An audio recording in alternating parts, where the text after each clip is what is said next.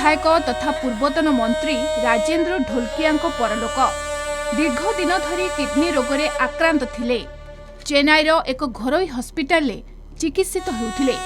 आज चिकित्साधीन अवस्था तांकर परलोक होइछि। चेन्नईरू सड़क पथरे तांको मर शरीर को अणा जाउछि।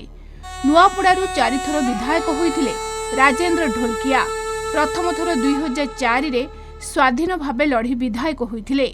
2009, 2019 और 2024 रे विधायक भावे निर्वाचित होइथिले।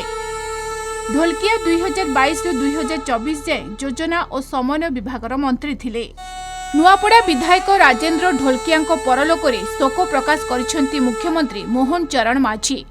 शोक संतप्त परिवार को समवेदना जणाइबा सह दिवंगत आत्मा को सद्गति कामना करछंती।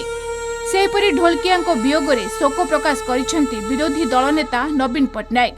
बीजेडी संगठन को मजबूत करने सह लोकों हक पाई स्वर उठाइबारे सबुबले आगरे थिले बोली ट्वीट करिसेंती नवीन।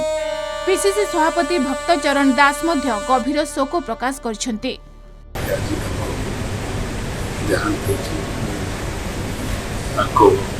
शोक संत परिवार को समस्त को मो तरफ को मो परिवार तरफ को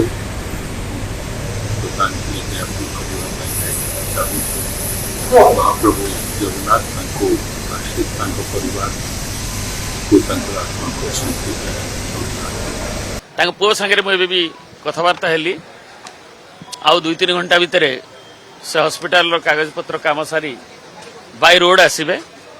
प्राय 15-16 घंटार जर्नी एवं काली सकाळ बेला सुद्धा मर शरीर नुआपड़े पहुंच।